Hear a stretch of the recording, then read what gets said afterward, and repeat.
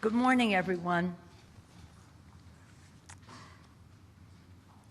We gather at a very sad time for our country. In another day or so, we will go past the 200,000 mark of those who have died from the coronavirus. Millions of people infected. It didn't have to be this way. We extend our sympathy and our condolences to the families who have lost their loved ones, to the families who have suffered the infection and are still dealing with that. This virus has also had an impact on the economy of our country. And it's very clear that until and this was said by the chairman of the Fed yesterday, economy will come back when we have a solution to the coronavirus. We can't fully come back until then. The solution is as plain as the nose on your face and the mask you use to cover it. Science, science, science has provided us with a path for a long time now. Those recommendations were contained in legislation that passed overwhelmingly in a bipartisan way. In the Congress, our first bill on March 4th was about testing, testing, testing. And yet, the administration has failed to embrace that. But I'm not here to talk about then. We're talking about now and how we go forward. And how we go forward has been explained very clearly in our HEROES Act. The provisions that were provided by the Energy and Commerce Committee under the leadership of Chairman Frank Pallone are a clear path to how we can help crush this virus, how we can stop its spread, how we can better open up our economy and our schools so that everyone can return to work and school safely. And I thank him for his leadership on that, and you will be hearing from him. First, we'll hear, though, from Jim Clyburn, the Democratic whip of the House of Representatives, also the chair of our Select Committee on the Coronavirus Crisis. And I salute him for the bright light that he is shining on how this the path we are on is being conducted and how the resources we have allocated are meeting the test of what they set out to do. The work of the committee has been exemplary. All of the committee members have made a very valuable contribution to the debate, one way or another. We're also joined by two members of the freshman class. Both of them came to Congress bringing credentials that make them good judges of how we go forward with legislation that relates to the health and well-being of the American people. Lauren Underwood brings her experience as a healthcare professional and and she will talk about this, her professional work as part of the Obama administration and her connection to the Affordable Care Act. And Debbie Marcus-Powell, Congressman, was a powerful voice for the urgent need for sufficient testing. I first met her on her campaign as we visited healthcare providing institutions when that was before the coronavirus. So her leadership on this is about the good health of the American people broadly and specifically in terms of this virus, and I salute her and thank her for her relentless leadership on this issue here. Her leadership and that of Lauren Underwood have been really a force in the freshman class. We will later be joined by Senate Democratic leader Chuck Schumer. I salute the Senate Democrats for their strong voices in calling for what is necessary to crush the virus. What is necessary to crush the virus so that we can go forward in a very, very positive way. With that, I'm pleased to yield to the distinguished Democratic Whip of the House of Representatives, the chair of the committee, the Select Committee on the Coronavirus Crisis, gentleman from South Carolina, Jim Clyburn. Thank you very much, Madam Speaker. Our nation is in the midst of a public health catastrophe. We are rapidly approaching more than 200,000 confirmed American deaths, and the virus is still spreading rapidly. At the very first public briefing held by the Select Committee, public health experts, including 2 former FDA commissioners appointed by Republican presidents, discussed the importance of testing, tracing, and targeted containment. Regrettably, more than 7 months after the virus claimed its first American life, the federal government has still not yet incorporated these recommendations into a national strategy to protect the American people. Back in April, the administration considered implementing a national strategy, but decided not to do so because at the time the virus was primarily spreading in blue states. A public health expert who worked closely with the White House Coronavirus Task Force recalled, and I quote, "The political folks believed that because it was going to be relegated to Democratic states, that they could blame those governors and that would be an effective political strategy," end of quote. Just yesterday, we saw the president still employing this political strategy, boasting that there would be fewer deaths, and I'm quoting him here, if you take the blue states out.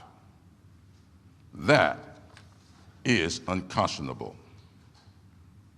Instead of addressing this shortfall at a national level, the president and his political advisors are continuing to downplay the problem and undermine scientific recommendations.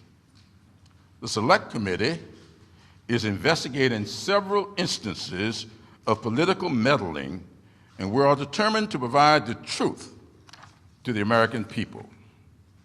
On October 2nd, Secretary Azar, Alex Azar, the Secretary of HHS, will be appearing before the Select Committee. This will be the first time he has testified before Congress since February, and we are going to urge him to make improvements to save American lives. The administration's failures have prolonged this crisis, resulting in tens of thousands of preventable deaths and worsen economic devastation. Make no mistake, contrary to what the president says, public health experts and economists alike agree that the only way we are going to fix this economy is to stop the spread of this virus. We all hope that a safe, effective vaccine is found as soon as possible. But this finding must be based on sound science, not partisan politics. And we will need to ensure that the vaccine is distributed effectively, efficiently, and equitably. Because what science tells us is how we can save lives, not based on who has the most money or the best political connections. President Trump's continued insistence that the coronavirus will just go away on its is a dangerous, wishful thought. It's far past time for the White House to acknowledge reality, correct its failures, and finally provide the leadership we need to fight this pandemic. Congress must provide the resources needed for a national strategy, and that's what the HEROES Act meets. It meets the needs of the American people. And I am hopeful that we can soon get wise to the science and do what is necessary to save lives, get our children back in school, get people back to work, and get the economy moving again. We must get beyond this pandemic, and that's why we are here. And with that, I'm pleased to yield to the distinguished chair of the Energy Commerce Committee, Chairman Pelosi. Thank you, Mr. Clyburn, and I really want to commend you for all your efforts with the special committee, particularly the effort to make sure that the CARES Act was carried forth, and there's and basically revealing the problems that we've had with this administration and some of the private companies in terms of fraud and abuse. I really appreciate that. But let me also say this. That day does not go by without our Speaker, Nancy Pelosi, talking about the importance of testing. Testing. I think the members of the caucus are they just expect that she's going to come in there and say the word testing from day one. And that's why she's having this press conference today, because we really want to re-emphasize the importance of testing and having adequate funding for testing, because we know that that's the only way that we're going to crush this virus and we're going to be able to fully reopen the economy. But the problem is, and what I want to stress in my time here, is that the problem, the shortage of testing continues. In other words, I think a lot of people think that, because the president says, well, anybody can be tested. It is simply not true.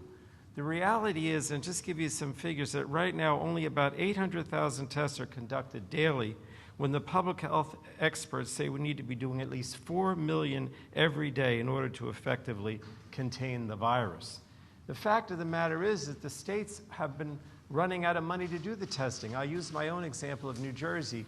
We estimated when the CARES Act passed that we would need $1.2 billion to do the testing that was approved by the federal government for us to do.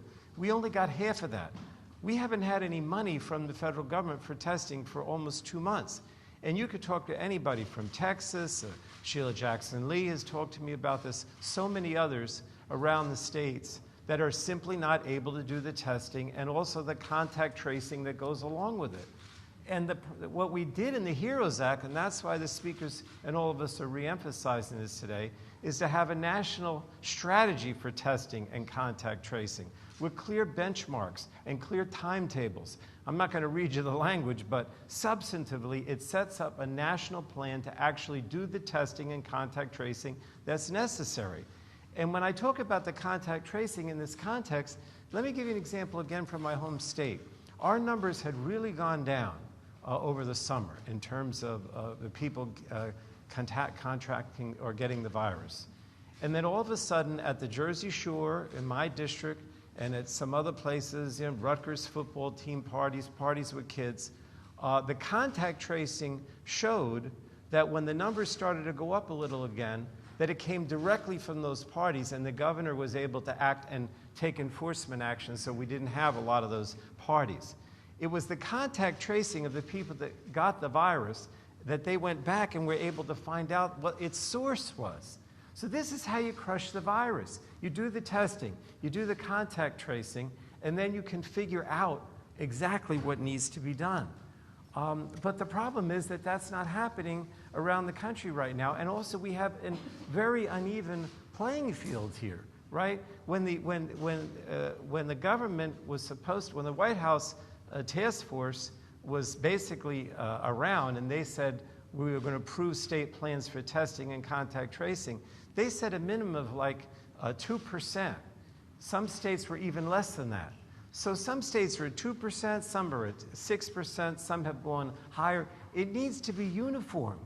And also, we got to get the supplies out. The states are still not getting the supplies for this testing. They're running into shortages again. They're having problems with different types of testing. If you have a national plan as set forth in the HEROES Act and the money to go along with it, you'll be able to do this much more effectively. And we also need the money. In the HEROES Act, we have $75 billion for contact tracing and testing. In the skinny bill the other day, McConnell put forth only 16. That's a discrepancy of over $50 billion. You cannot do this effectively unless you have the adequate resources that we have in the HEROES Act. And let me just say this. I know that everybody's hoping for a vaccine, and I am praying every day for a vaccine. But we know that that may not happen as quickly as we like. And the fact of the matter is we cannot say, okay, we'll wait for the vaccine. We have to do this testing now if we're going to crush the virus. And thank you again, and let me now introduce Lauren Underwood, one of our new members who's been very much involved in some of the provisions of the HEROES Act that relate to this testing issue as well.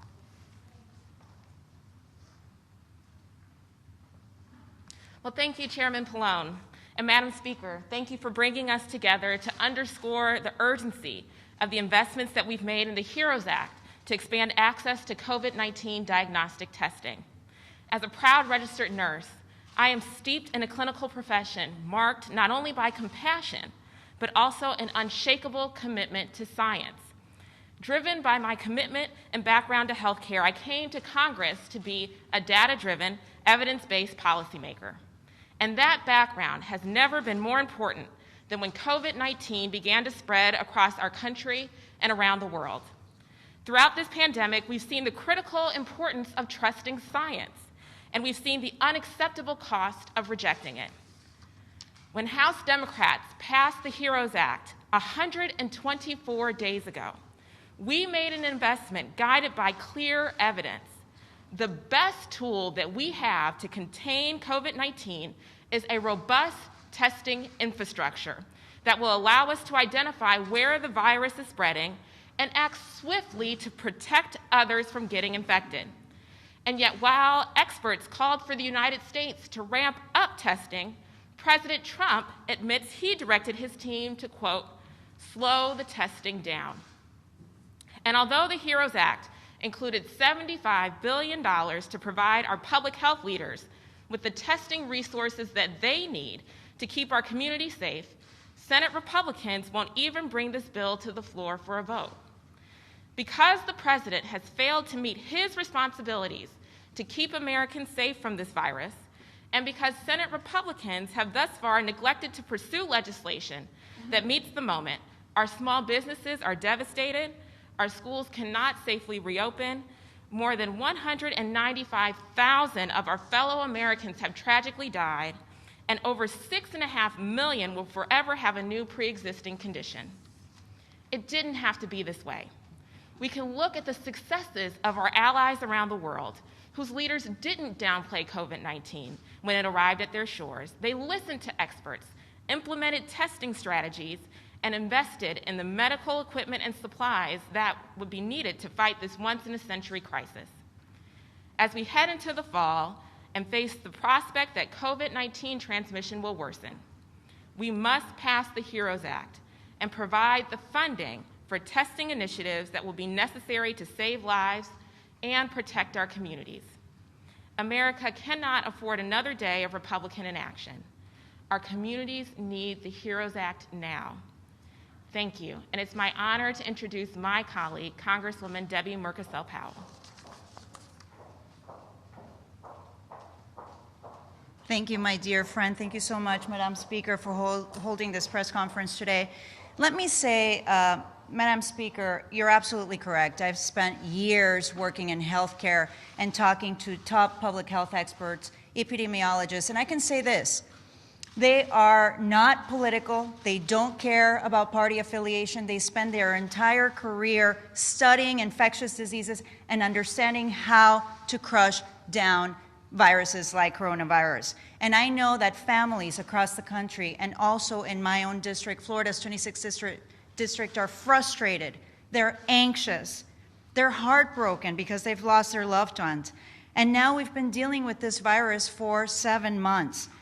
The administration's failed response to this pandemic has lost us now nearly 200,000 American lives. And it has plunged us into an economic recession worse than the Great Depression. And we know that we don't have to be where we are. We know how to get this done here in the House of Representatives. I want to take us back to the month of May. We asked Americans to make a sacrifice, to stay home, to keep their kids at home, trying to go through online learning. Our small businesses had to shut down because we knew we had to act swiftly.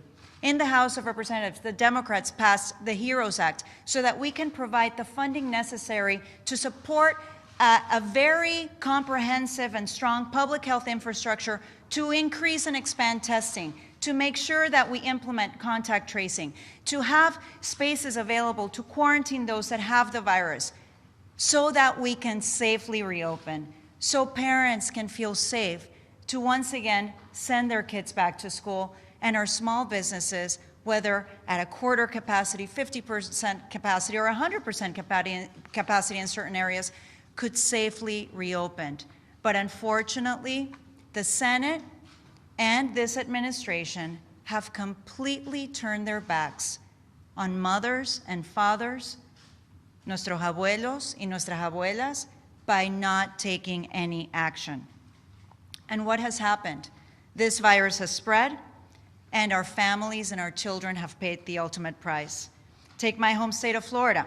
Because the governor took his cues from the president over the advice of our top public health experts, we became an international hotspot in July and August for coronavirus. Floridians waited for hours to be tested and waited a week, sometimes even 2 weeks, to get the results of their tests. And now we have marked over 13,000 Floridians who have lost their lives. So, yes, I cannot help but agonize over how avoidable this tragedy was. But we can't keep wishing that the virus doesn't exist and not take any action. We know what we need to do to be able to crush the spread of coronavirus and get people back to work and make sure that parents feel safe to send their kids back to school.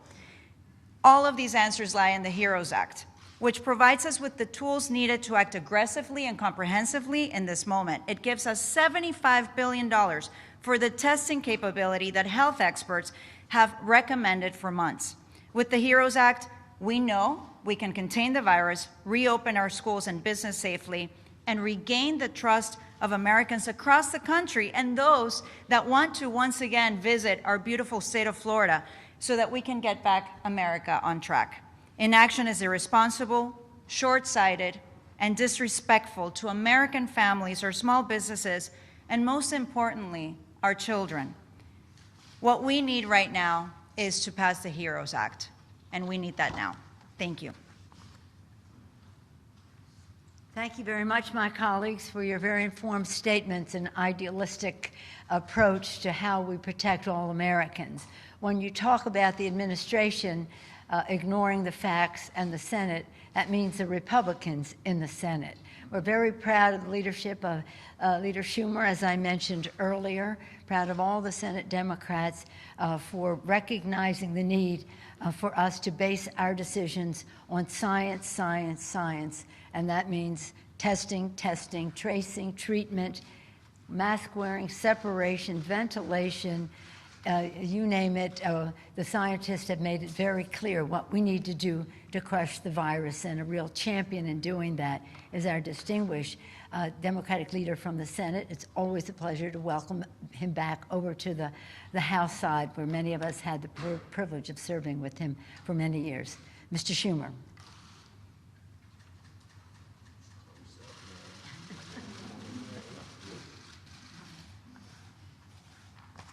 Thank you. Thank you, Speaker Pelosi. It's always a joy to hear you and all the things you say and put it so well. So thank you. I thank all of my colleagues. I'm sorry I didn't hear them. I did hear a Representative McCarcel Powell, and she's doing a very good job representing all my former constituents who moved to Florida. When I was in Congress, they said the only place I could get elected other than Brooklyn was Fort Lauderdale. Anyway, it's great to be here. And testing is the key to crushing the coronavirus early. But the Trump administration totally failed to meet the moment, and the virus spread out of control. You know, the first place that was really hit hard was the city of New Rochelle in Westchester. And the day that corona was discovered there, I called him up, Mayor Branson. I said, Mayor, what do you need? He said, if you could get me 70,000 tests, I could test all the people of New Rochelle. And the ones who had COVID, we'd say, stay isolated for 2 weeks, and we'd try to treat you. And the others could walk on the streets, shop in the stores, etc. He said, but because we have no tests, everyone has to be isolated. And that story could be repeated over and over and over again throughout the country. And it shows how Donald Trump has just let this country down, how under Donald Trump's lack of leadership, that coronavirus got far worse in America than any other developed country. He denied there was a shortage, he downplayed there was a need, he deflected blame, he even blamed President Obama. And by the way, I cannot resist. His remarks yesterday were outrageous, that if you count only if you don't count the people who died in the blue states, COVID wouldn't be so bad. Is that unbelievable? What does he say to someone with his governors? So someone in California or New York, you don't have a Democrat, or New Jersey or Illinois who passed away, what does he say to their families? You don't count. We're only counting people in the red states. What a despicable man. How low can he go? I gave a speech on the floor where I was very, very aggravated about what he said. So testing is key. We Democrats have been urging testing for such a long time. You know, on March 6th, I called the president up. I said, what about invoking the DPA to get enough tests? He said he was going to do it. That's a good idea. He called in someone while he was on the phone. Let's get DPA done. 3 hours later, they said they're not going to do it, and they still aren't doing it. Defense Production Act. Oh, Defense Production Act. Excuse me. DPA. Yes. Thank you, Mr. Clyburn. The president invoked DPA only for Defense Production Act, only for MPs, meat plants. Sorry. I'm being very senatorial now. He only invoked it for meat plants because he had friends in the meat business. But when it came to testing, he didn't need it, an utter failure of leadership. And it's been 7 months, we still haven't heard of a serious plan to fix our broken supply chain. No plan to expand lab capacity, no plan to increase manufacturing capacity. He just left it up to the states and the hospitals and the other healthcare institutions to hunt and peck themselves. It's September 17th, and President Trump still doesn't have an adequate national testing strategy. So, Democrats in the House, joined by our Senate Democrats, came up with the answer, the $75 billion in testing and tracing funding that's in the HEROES Act. These funds are essential to crush the virus and safely reopen schools and the economy. But our Senate Republicans, led by Keeper of the Graveyard, Leader McConnell, the White House, led by this divisive, nasty, how low can you go president, have refused to do it. So, to honor the nearly 200,000 lives that were lost, Democrats in the House and in the Senate will keep fighting for a comprehensive plan that meets the needs of all of those who have been hurt by COVID and are still struggling. Thank you. Thank you very much, Mr. Leader, for honoring us with your presence. I know you have a busy schedule on the Senate side, so thank you so much for making the point so clearly that we have a plan. And that's what is really important for America's families to know. There is a plan, there has been a plan, it has been rejected, but we will further assert it.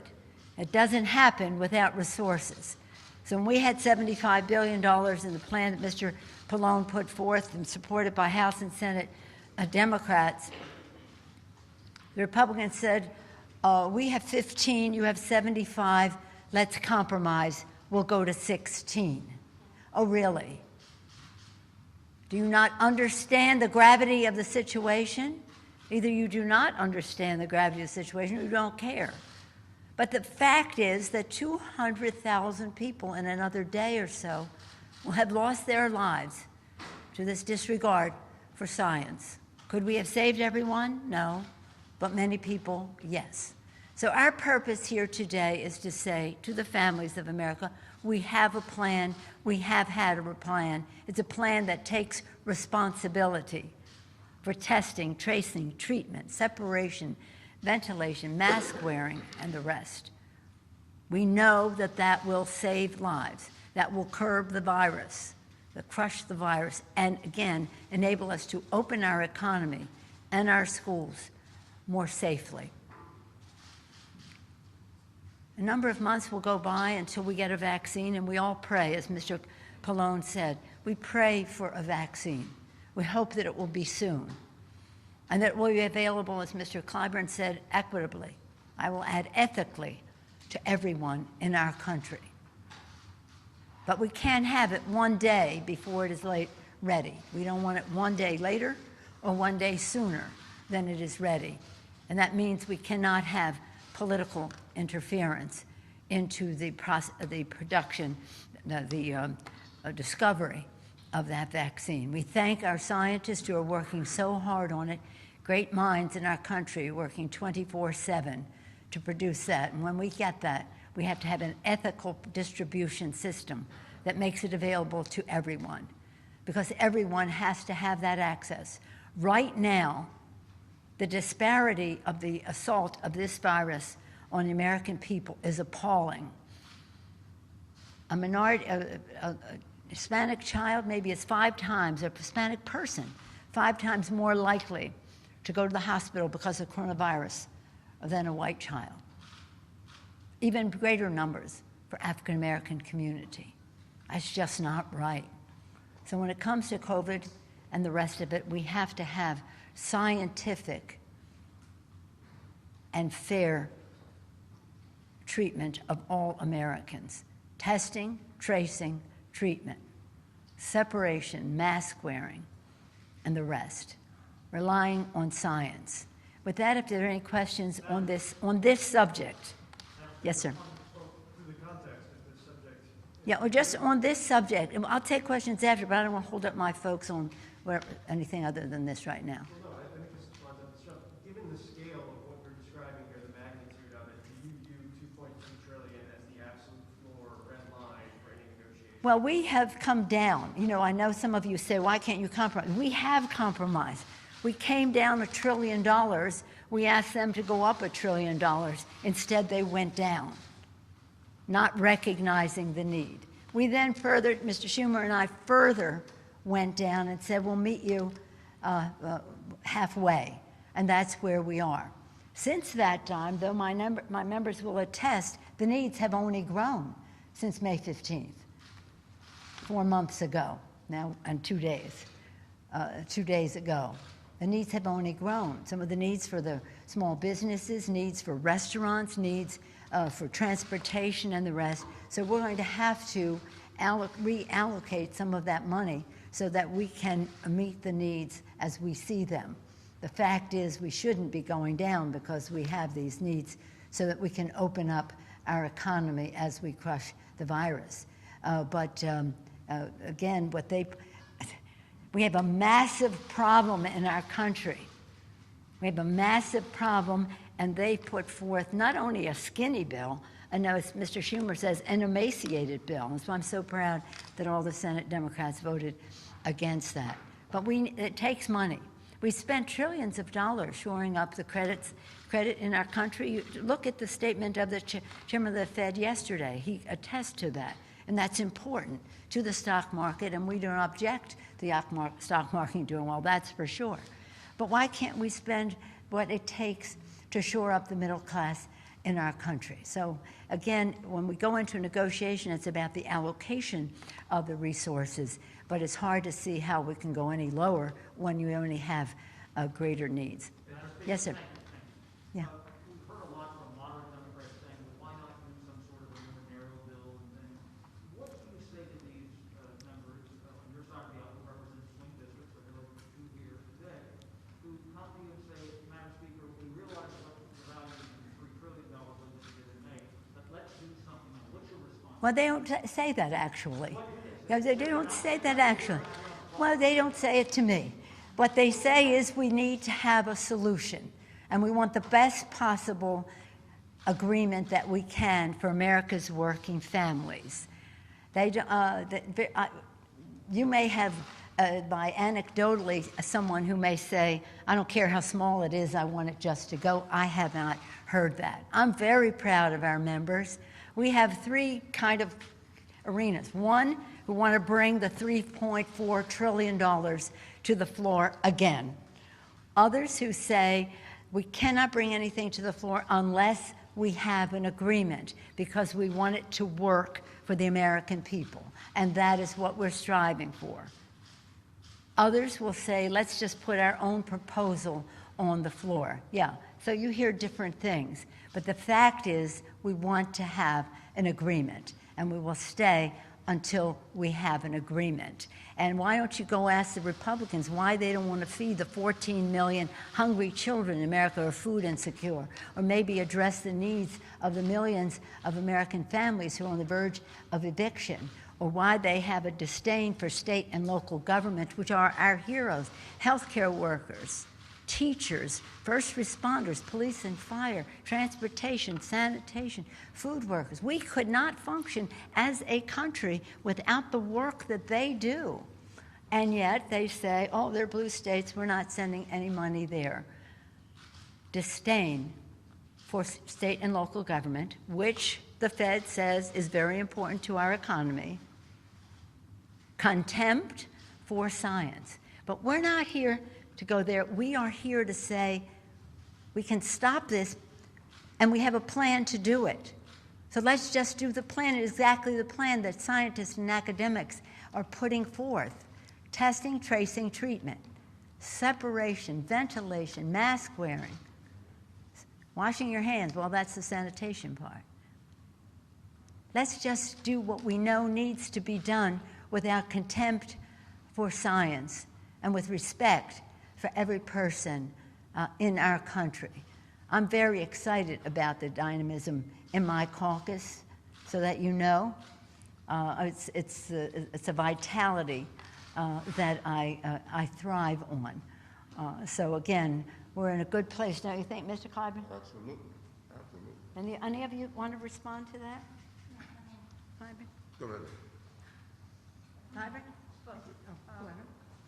You know, I think that we politicize every single issue here in Washington, D.C., and I can tell you something, that this plan is based, like the Speaker said, on science, and don't underestimate the unity of our caucus. We know what we need to do. That's why we passed HEROES in May. We're having discussions on what other bills, if any, in addition to HEROES, need to be addressed or studied, but don't underestimate the fact that we all want the same thing, which is to support parents that are trying to send their kids back to school. We need to reopen small businesses that have yet to reopen because they don't have the assistance. I have local cities that are running out of money to pay for their first responders. Those are our priorities, and they're not political. They make sense. We're in the middle of a pandemic. The virus is still out there. That has not changed. We can't ignore the fact. We have to be safe. We have to make sure that we have the resources available so that we can get our economy back on track. That's our priority. You know, in order to get food on our tables, we rely on farm workers and rely on people who work in grocery stores. This plan of ours, the HEROES Act, takes care of these people, not the plan coming from the Senate. If we want to get to and fro to our jobs, our homes, We have transit workers. We've had them before our committee testifying as to how little regard is given to their safety. One of the most nationally acclaimed stories came from a transit worker who yelled at someone for coughing without a mask on, and he was dead 3 days later from the virus. This plan takes care of him. We have small-town mayors calling us every day about having to lay off their 2 or 3 person police force because they have not gotten the assistance they need. Our plan takes care of them, not the Senate plan. You know, the president keeps talking about liking to play it down. That's good in a golf game. But when it comes to the American people, we need to play it clean. We need to come clean. Pick and clean is the best application.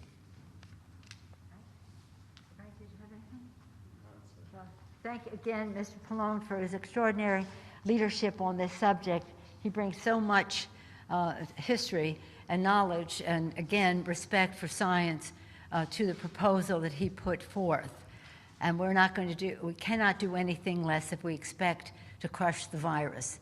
We would call upon our Republican colleagues to stop crushing the Affordable Care Act instead in court and here and elsewhere, and taking away the pre-existing condition benefit, which is even now more important when we see what is happening with the coronavirus.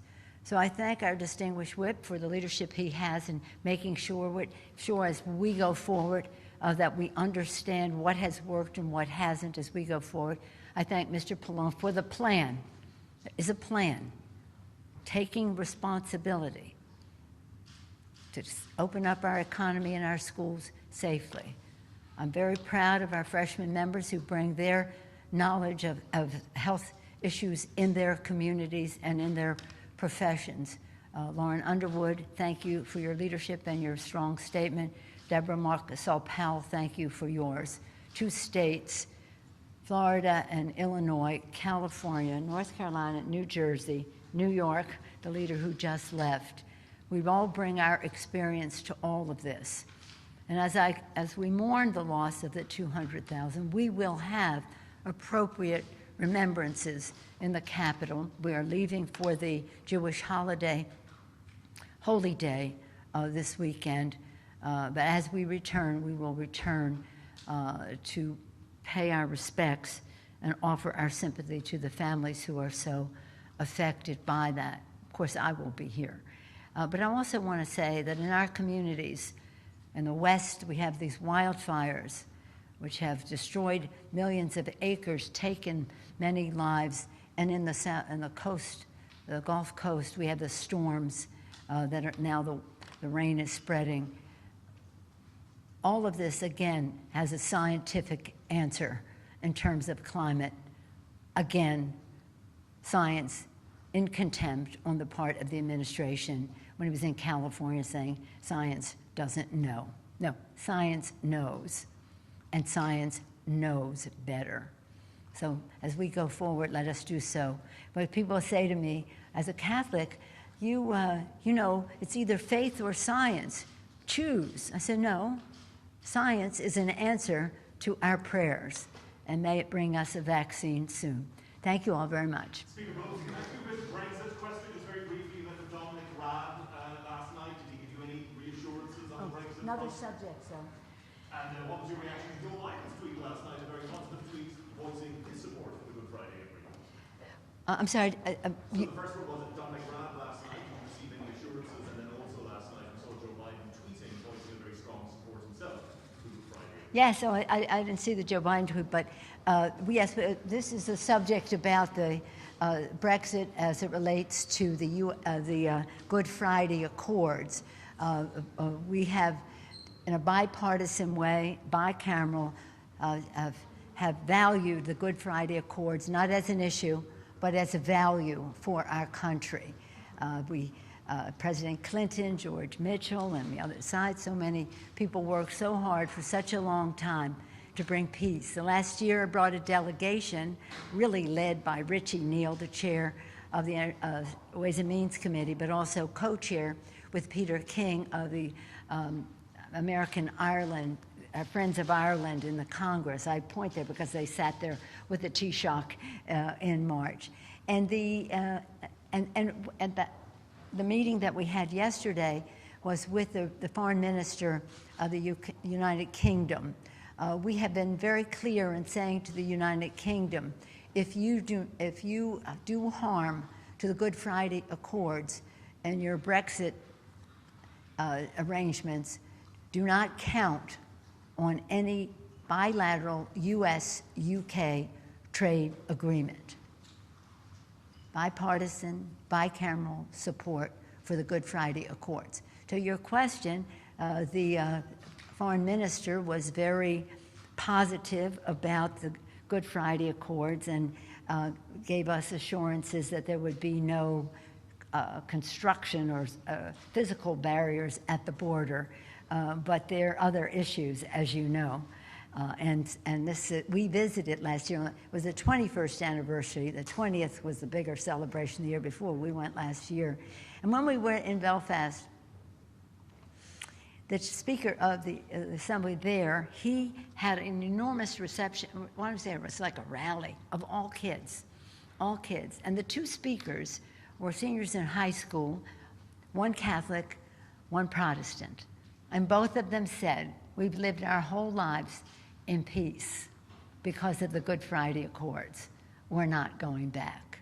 Do you feel better after these moves on the ground, or do you still have those concerns, and are you seeking further reassurance? Well, a meeting is a meeting. It was nice to, you are good friends of the UK. They're a valued relationship to the United States, but not to the undoing. On that very front, I mean, last week you spoke very eloquently about how concerned you were that Britain might indeed break an international treaty. It does beg the question of whether you, since Dominic Raab made clear to you yesterday, I explained it and clarified it, he didn't retreat. Do you still fear that Britain will do that, and does that raise questions for you about whether Britain's word is still its bond? Well, I won't go into whether Britain's word is its bond, but I will say that the international treaty that was signed with respect for the Good Friday Accords. And what happened on Labor Day, and as I told the foreign minister, my phone exploded. It was Labor Day, and I'm thinking, where's this all coming from? Because hours before, in a different time zone, the UK had departed from its commitment in the treaty with the EU on the Good Friday Accords. So in any event, respectful of what the Brits decide for themselves, but having them understand that the Good Friday Accords, any disruption of that in a serious way would be not met. I mean, President Trump was saying, well, don't worry about EU, you can just have a a bilateral trade agreement with the US. Not so fast. That's an act of Congress. The chairman of the Committee of Jurisdiction is Richie Neal, the chairman of the co-chair of the Friends of Ireland, and there's bipartisan, bicameral resistance to any such bilateral. So I'm not going into whose word is trusted. It just was a departure from what was said in the agreement, and we'll see where it goes from here, making sure they understand about the bilateral, but also hopeful that they will reach their agreement. And last year, the end of the year, we had a big event for Richie Neal, honoring him. All the Irish groups from all over came to honor him, and that was the very day that in that evening they told us the Taoiseach and the Prime Minister have come to agreement on something on the Good Friday Accords. So we were thrilled. They were trusting. We were thrilled. And it was even an additional cause for celebration. And that arrangement was what was represented, my understanding is, in the EU treaty, which was then rolled back in the statements that were made. Now we'll see where we go from here. I think we all understand each other. Thank you so much. Thank you.